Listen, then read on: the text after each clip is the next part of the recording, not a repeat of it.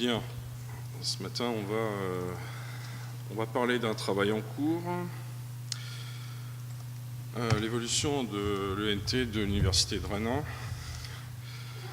Si je vous avais présenté ça cet après-midi, j'aurais fait très envolé, très dynamique, mais là vous avez l'air tous en forme, donc on va parler plus philosophie ce matin, avec des questions importantes. Je vais essayer en 15 minutes, c'est ça, de résumer 10 ans d'histoire. En 2002, quelques fonctionnels avaient essayé de nous faire croire que si on n'avait pas d'ENT, on était complètement has-been. La première question qu'on s'est posée, mais au fait, c'est quoi un ENT? On est parti du SDET avec un contour fonctionnel, assez précis sur les services, les contenus qu'on devait avoir, des choses un peu plus opérationnelles, auxquelles certains d'entre nous ont participé, concernant l'authentification, CAS, l'interopérabilité.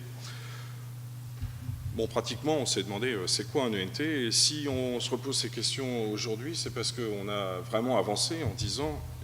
Néanmoins, on a avancé de manière un peu bizarre et on a souhaité nous revenir aux questions essentielles.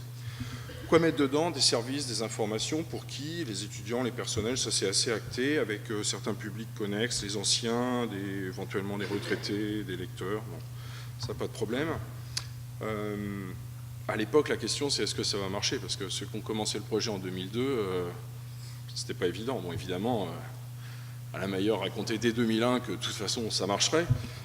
Nous, on était plutôt bizarre. Et à l'époque, le truc qu'on avait trouvé pour le faire marcher, c'était de forcer l'ENT comme point de passage. C'est-à-dire qu'en gros, les étudiants, pour être sûrs qu'ils aillent sur l'ENT et pour qu'on puisse dire que ça marche, on les forçait à passer par l'ENT pour tout faire. Parfois à grand renfort d'iframe, ce qui fait que ça ne faisait pas très joli. Néanmoins, 10 ans plus tard, ça a marché, c'est-à-dire que l'ENT, aujourd'hui, grâce notamment à l'adhésion des utilisateurs, je suppose que c'est chez vous pareil, c'est de loin le site le plus consulté de l'université, bien devant le site vitrine, avec un chemin intéressant quand on regarde les statistiques des logs, c'est Rennes 1 dans Google, puis un clic sur l'ENT qui amène directement sur l'ENT. Techniquement, ça marche. Au passage, on a validé quand même un modèle, le modèle subportail, c'est-à-dire arriver à créer une communauté autour du logiciel libre. C'était pas forcément évident non plus au début, et sur les projets qui avaient été lancés à l'époque, on peut dire qu'on a quand même validé ce modèle. Aujourd'hui, c'est quoi notre ENT? C'est devenu une grosse machine en fait, hein, ça nous pompe pas mal de ressources humaines, ça occupe aussi pas mal de ressources techniques. Une grosse machine qu'il faut faire évoluer. Et donc, on est arrivé à un point où on va se poser beaucoup de questions. Est-ce que les canaux qu'on a dans l'ENT rendent bien les services qu'on attend de l'ENT? Est-ce qu'il faut suivre toutes les évolutions techniques, hein, du portal 3, 3.1, 3.2, 3.3 bientôt, hein, puisque Julien a présenté la 3.2, mais on a la 3.3 qui va pousser vite. Des évolutions techniques auxquelles on a cru et puis qui ont disparu, WSRP par exemple, on jurait que par ça, puis finalement, hop, c'est passé. Aujourd'hui, on est en Portlet 2.0. Alors l'accessibilité, on a des navigateurs web aujourd'hui qui ressemblent tellement à des interfaces lourdes qu'on ne sait plus où on est parfois. Et puis un petit travers de notre ENT, mais je suppose que vous trouvez ça aussi dans vos ENT, c'est que par accumulation, en fait, on a fait de notre ENT un gros fourre-tout. Et on peut se poser la question de savoir s'il n'y a pas trop de canaux dans l'ENT, en fait. La première question qu'on s'est posée il y a 10 ans et qu'il faut se reposer, la différence avec il y a 10 ans, c'est qu'aujourd'hui, on a les réponses. Aujourd'hui, on sait que l'ENT, c'est un outil interne. C'était pas évident au début quand on nous demandait ce que c'était qu'un ENT. La plupart des gens répondaient pas ça. Ils répondaient c'est un truc qui permet de faire tourner des applications. On sait aujourd'hui que c'est pas ça. La caractéristique de l'ENT, c'est que c'est un outil interne qui est destiné à certains publics. Là-dessus, il y a un consensus très large. Et ça va nous permettre de présenter des informations et des applications, donc des services. Bon sang, mais c'est bien sûr, finalement, est-ce que l'ENT, ça n'est pas simplement qu'un intranet? Parce qu'un truc qui est destiné à nos utilisateurs pour présenter des informations et des services, c'est quasiment la définition de l'intranet. Bon, vous allez me dire, peu importe que ça s'appelle ENT ou que ça s'appelle intranet, du moment que ça rend les services, on s'en fiche un peu. C'est vrai, ça nous pose une petite question par contre au niveau organisation de nos informations, c'est de savoir ce qu'on fait de nos intranets, parce qu'en plus de l'ENT, on a quand même des choses qui s'appellent intranet.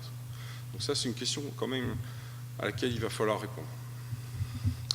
D'autres questions subsidiaires, quel service dans l'NT? Là-dessus, bon, on sait à peu près, hein, il suffit d'écouter les utilisateurs et puis de mettre les choses les moins farfelues. Comment rendre les services? Ça, c'est un point intéressant. Est-ce que le NT, c'est un conteneur d'application? Ou bien c'est simplement un point de passage? On a quelques réponses là-dessus. Et puis, par rapport à la problématique intranet ENT, quelles informations dans l'ENT? Qu'est-ce qu'on fait de nos intranets, etc. La refonte de l'ENT de Rennes 1, la deadline, grosso modo, c'est septembre, avec en fait une deadline un peu avant, c'est juin, pour que les enseignants puissent préparer leur support pendant les vacances. Pour ça, il faut, parce que ça vient très très vite, hein, c'est dans quelques mois, pour ça, nous allons adopter la démarche suivante. 1, c'est repenser l'ENT depuis le début en termes d'objectifs, comme si on commençait l'ENT. Ça veut dire exactement, d'abord, se mettre d'accord sur les objectifs. Quand je dis se mettre d'accord, c'est parce que sur l'ENT, il y a toutes sortes de gens qui travaillent, des gens qui vont... il va y avoir des rédacteurs, il va y avoir des techniciens, il va y avoir des fonctionnels, et tous ces gens-là, il va falloir qu'ils soient d'accord en juin, et la démarche qui nous a paru la plus simple, c'est d'abord de se mettre d'accord sur les objectifs de l'ENT. Et dans un second temps, lorsque tout le monde sera d'accord, c'est proposer une évolution qui respectera ces objectifs. C'est la manière la plus simple d'arriver à une solution. Parce qu'on s'est dit, on va proposer quelque chose, et si on propose quelque chose, on va nous dire, ben non, je préférerais ça, je préférerais ça. Donc d'abord les objectifs, et ensuite, on regarde ce qu'on peut faire. Alors les objectifs, alors ça c'est en regardant ce à quoi on est arrivé, qu'on a déterminé ces 4 objectifs qui nous semblent les meilleurs. Alors de deux types, fonctionnel et opérationnel. De l'aspect fonctionnel, l'ENT rend des services, il faut que l'accès aux services soit rapide et intuitif. Il faut que l'utilisateur, quand il arrive dans l'ENT, il fasse ça, je vais là, je vais là. Et puis on a un objectif aussi pour les utilisateurs, c'est la possibilité de personnaliser leurs environnements. On va s'appuyer évidemment sur les choses que Julien encore a présentées sur la 3.2. On a aussi des objectifs qui sont opérationnels, supprimer certaines redondances d'informations, là encore problématique ENT intranet. On va en profiter de cette refonte pour faire des choses là-dessus. Et puis on a un objectif plus technique pour le coup, qui est éventuellement de limiter la charge du portail. Alors tout de suite, une des questions qu'on se pose, c'est l'ENT conteneur d'application ou point de passage. Première remarque, d'abord, l'ENT est de fait aujourd'hui un point de passage, c'est-à-dire que les gens y passent. On n'est plus comme en 2003-2004 où il fallait forcer les gens à aller dans l'ENT pour montrer que l'ENT servait à quelque chose. Aujourd'hui, ils y vont. Donc c'est un point de passage. Après, est-ce que c'est un conteneur d'application ? La deuxième remarque, c'est que l'intégration d'applications complètes dans l'ENT, c'est pas forcément la panacée. Bon, les iframes, on sait que c'est bon, allez, disons-le, c'est pas très joli. On va dire que c'est de l'intégration à minima. On a aussi, pour l'intégration d'applications dans le portail, des contraintes qui sont liées au fonctionnement des portlets. On sait que bon, les retours arrière, des fois, ça se passe pas terrible. Bon, et puis on a des contraintes de présentation, c'est-à-dire que ce qui nous intéresse, c'est l'application, c'est pas le portail.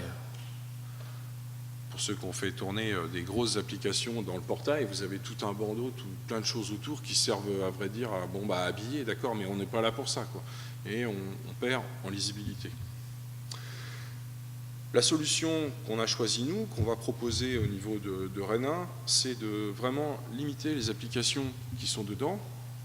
Alors, je m'entends pas limiter leur nombre, mais plutôt adopter cette stratégie, avoir des petites portlets d'accroche dans l'ENT, et puis lancer à partir de ces portlets des applications web externes. Aujourd'hui, par exemple, on fait plus, je suppose que personne ne fait plus tourner le webmail dans le portail. On a un petit canal mail, on clique dessus, et puis on a atterri dans le webmail. Voilà, on va adopter cette stratégie globale avec l'idée d'alléger la charge de l'ENT. Alors si c'est de l'iframe, ça ne l'allège pas du tout, mais si c'est de la portlet, par contre, ça peut l'alléger pas mal. Et puis, au niveau présentation, on en reparle juste après. Une question qu'on s'est posée, c'est est-ce qu'il n'y a pas trop de canaux? Je ne sais plus combien on est de canaux, mais on a 57 canaux, quelque chose comme ça. Bon, ce qu'il faut voir, c'est qu'il y a beaucoup de services rendus par cette ENT, donc c'est normal qu'il y ait beaucoup de canaux. Par exemple, ici, l'affichage de l'onglet Mon bureau, où on voit le courrier, le stockage, l'agenda. Bon, le problème de ça, c'est que si jamais vous jouez avec la molette de la souris, vous passez en fonte 4, vous apercevez qu'en fait, dans l'onglet Mon bureau, en fait, il y a plein de canaux, sauf que vous ne les voyez pas parce qu'ils sont en dessous, quoi. Alors c'est un petit peu dommage. Là, on voit un travers évident de cette présentation. On a des choses tout en bas ici qui sont intéressantes, comme les emplois du temps. Bon, on sent que là, il y a quand même un problème de présentation. Le problème, c'est l'accès à ces services là, qui sont cachés, pas de vue d'ensemble. Il nous manque aussi quelque chose au niveau de l'ENT, c'est un outil de recherche dans l'ENT. Alors on sait qu'il y a des choses, bon, c'est un truc qui revient depuis le début. Bon, il y a des choses au niveau de Jazzig, là, dans la rubrique Community Portlets, là, qui pourront peut-être rendre ce service. Il faut voir, il faut tester. Bon, mais il y a un problème de recherche, c'est clair. Et puis, bon, il y a un problème d'utilisation des applications. Vous voyez ici, par exemple, le numéro 9, ça doit être mes emplois du temps dans le logiciel ADE. C'est sûrement dommage pour un logiciel d'emploi du temps où on a plutôt une présentation A4 paysage, de se mettre dans un double colonne comme ça. Forcément, au niveau visualisation, on va perdre des choses. La solution qu'on va proposer, c'est de réduire les canaux, donc petite portelette, toute petite, peut-être un mode présentation en 3 colonnes, pourquoi pas, avec des liens qui vont permettre d'aller ailleurs. L'idée, c'est d'améliorer la navigation au sein des onglets. C'est-à-dire qu'on devrait normalement, idéalement, on devrait voir tous les canaux d'un onglet dans une seule page sans avoir à utiliser le scrolling. Voilà. C'est un peu ça l'objectif. Alors il y a trop de canaux, mais est-ce qu'il n'y a pas trop d'onglets aussi? Alors nous, j'ai compté 13 onglets, donc la réponse est clairement oui. À tel point qu'il y a certains onglets pour lesquels on est obligé de commencer à faire des abréviations, parce que sinon on ne tient pas sur du 1920 pixels. Il y a trop d'onglets, la réponse, elle est claire. Pourquoi est-ce que c'est gênant? Accès difficile, parce que quand on a des renvois à la ligne sur la ligne des onglets, c'est pas beau, c'est pas propre. C'est aussi gênant parce que la problématique des onglets, c'est qu'on a des politiques différentes de nommage. Si je reviens à la liste des onglets, on a quand même une grosse différence entre annonce et ancien, par exemple. On sent qu'en fait, on a des sémantiques différentes, des sémantiques par public, et puis des sémantiques par thématique. Au niveau clarté, c'est franchement pas le top. Pourquoi est-ce qu'il y a trop d'onglets? Pourquoi est-ce qu'on est arrivé dans cette situation? Et vous devez être pareil. Le problème, c'est qu'on a fait un truc un peu chiadé au début, voilà, et puis pouf, on a été rajouté des onglets. Il y a besoin, c'est la pandémie, il faut mettre un onglet pandémie. Voilà. Bon, en fait, tout ça a été fait sans véritable politique éditoriale, sans une vision globale de l'ENT, et souvent pour des raisons politiques d'affichage, qui sont des bonnes raisons puisqu'elles sont politiques, mais qui sont en contradiction avec les objectifs de l'ENT, dont le premier, je vous rappelle, est l'accès facile et intuitif au contenu. Et quand vous avez 13 onglets, ça ne le fait pas, c'est pas facile.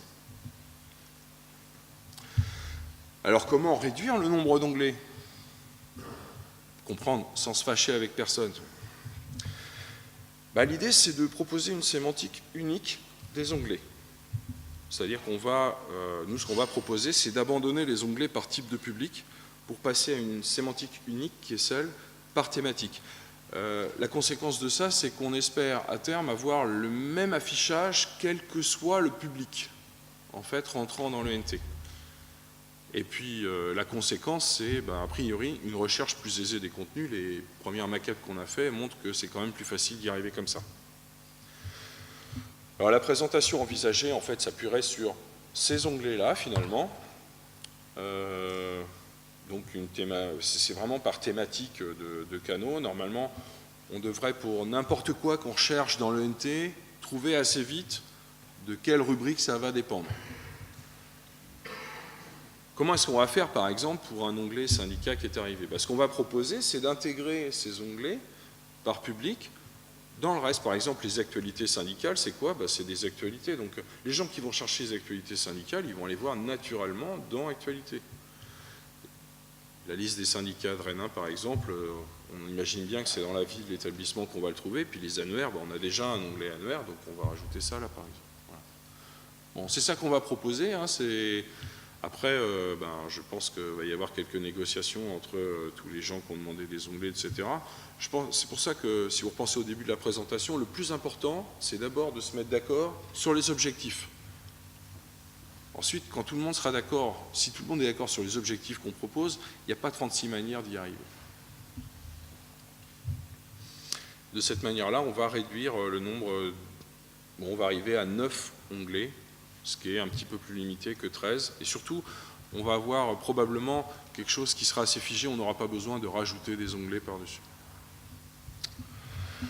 Quelques questions pour finir qui entrent dans notre réflexion pour faire évaluer l'ENT. Est-ce qu'il faut toujours suivre toutes les évolutions technologiques? Ben oui, c'est dommage, ça nous embête, mais on se rend compte qu'on n'a pas le choix.